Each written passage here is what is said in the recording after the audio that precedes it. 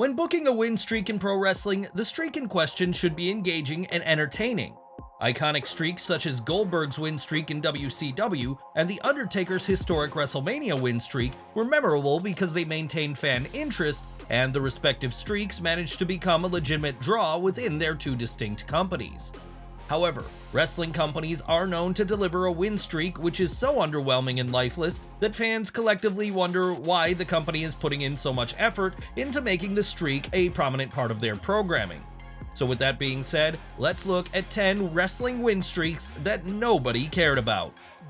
Be sure to subscribe and hit that notification bell for daily wrestling videos, and follow us on Facebook for exclusive lists. Number 10. VITO. One of the more infamous gimmicks of the Ruthless Aggression era saw VITO begin to cross-dress. The gimmick would be presented as comedic in nature, and it was obviously designed to make Vince McMahon laugh. Elements of the presentation have aged terribly, as heels on the SmackDown product at the time, such as JBL and MVP, would declare their disgust in a man wearing a dress. Whilst the gimmick was purely comedic, VITO did manage to go on the most successful run of his career. VITO would enter a 4-month win streak, which was impressive, but the fans didn't really care about VITO's win-loss record. VITO's win streak would end on a random episode of SmackDown when he was defeated by Elijah Burke after interference from his partner, Sylvester Terkay. Number 9. Vladimir Kozlov. When the WWE debuted Vladimir Kozlov in 2008, they had high hopes. WWE wanted Kozlov to be the next top heel in the company, and they were going to stop at nothing until Kozlov reached his full potential. The problem was that Kozlov lacked any type of charisma, and his matches were falling flat.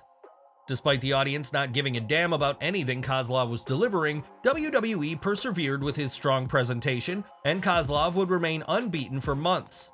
Eventually, Kozlov would be pinned at the No Way Out pay-per-view in 2009.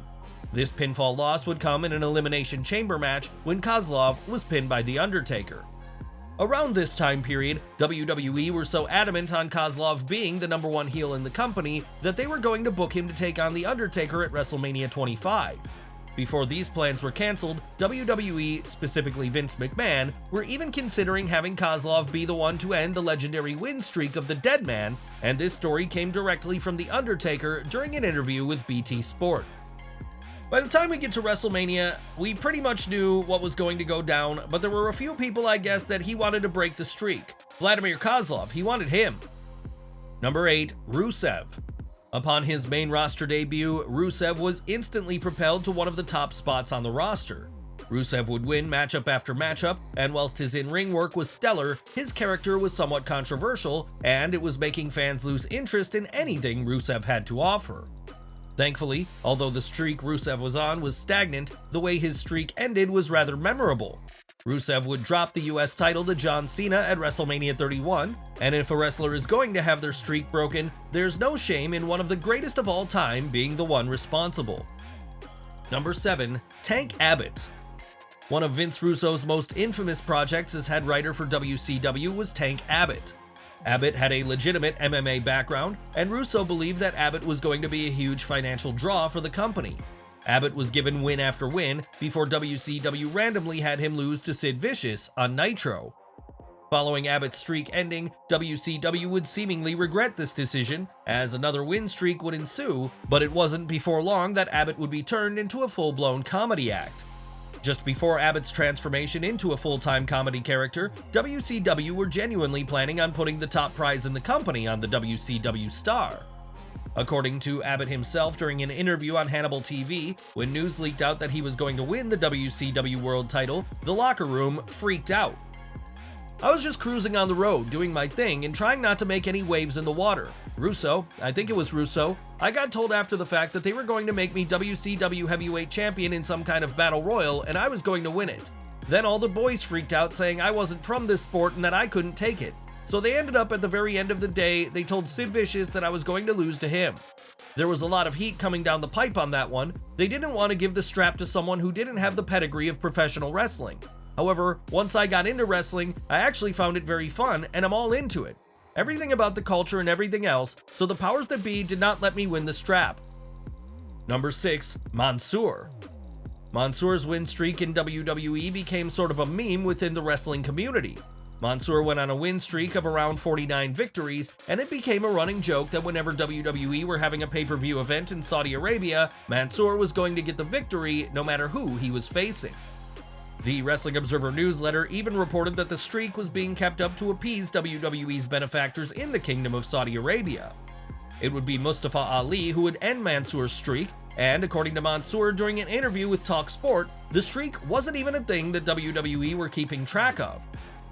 It was absolutely not a thing. I remember when I realized I hadn't been losing, I was like, this is weird, what's going on around here?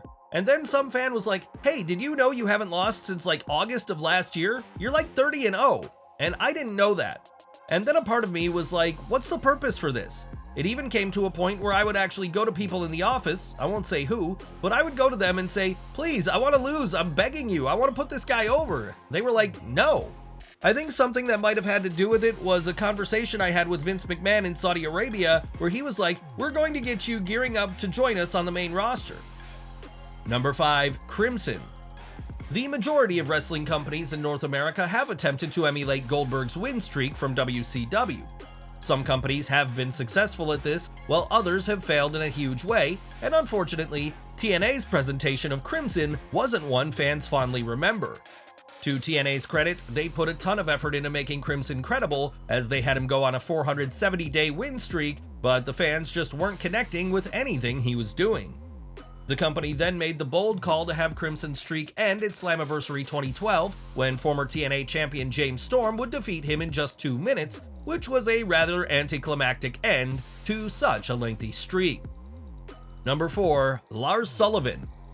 Even though Lars Sullivan's run on the WWE main roster was brief, he somehow managed to remain unbeaten for the entirety of his run. Sullivan was a controversial name, and it was never made clear why WWE were so insistent on making Sullivan a star. Sullivan's in-ring work was below average, and his character was insanely generic. The crowd was never able to connect to him, and even multiple win streaks, those being the one he had in NXT and the one he had on the main roster, did absolutely nothing to help him get a reaction.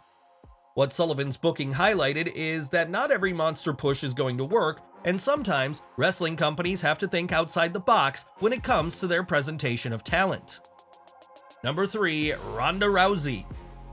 Ronda Rousey's initial WWE run received mostly positive reviews, but it was her unbeaten streak that fans didn't seem to care for. Rousey, during her first run in the company, defeated names such as Nikki Bella, Alexa Bliss, Nia Jax, and even Sasha Banks, but her win streak was never truly alluded to on WWE TV. And whenever social media posts surfaced regarding her streak, fans lacked any type of connection to it. Weirdly, when Rousey's streak was eventually broken at WrestleMania 35, it wasn't presented as a big deal that Rousey had finally lost, and there are a few potential reasons for that. Rousey would lose to Becky Lynch in a match which also featured Charlotte Flair, and the match itself received mixed reviews, with some labeling it as disappointing. Additionally, it was widely reported that the final spot of the match was botched, meaning that all the focus was on the botched spot rather than Rousey's downfall. Number 2, Tatanka. Tatanka's win streak is often labeled as the most pointless win streak in WWE history. Tatanka was undefeated for around a 2-year period, and this did little to elevate his stock in the company, as hardly anyone was paying enough of an interest to even catch on that Tatanka was unbeaten. On the October 30th, 1993 edition of Superstars, Tatanka suffered his first televised defeat in the WWE, losing to Ludwig Borga of all people. This was such a dire end to the streak, and it was clear at this point in time that WWE had completely given up on the once promising star. Number 1, Lord Tensai. WWE saw dollar signs when they re-signed Matt Bloom in 2012, yet the issue was that fans were fully aware of Bloom's prior WWE personas, those being Albert and A-Train. Therefore, despite WWE's best efforts into making Bloom, who was now going under the name of Lord Tensai, a huge star, it fell flat immediately. Tensai would have his own win streak, and he would even pin top WWE star John Cena. There were even rumors that WWE were going to have Tensai defeat CM Punk for the WWE title, but thankfully, this never materialized. The WWE audience would heckle Tensai in every single match, and eventually WWE had enough, and the Tensai push and win streak was brought to an end. Tensai would lose to John Cena, and Tensai would move dramatically down the card, never reaching the main event scene again. But there you have it, folks. Be sure to leave your comments down below. I'll see you next time with some more wrestling content.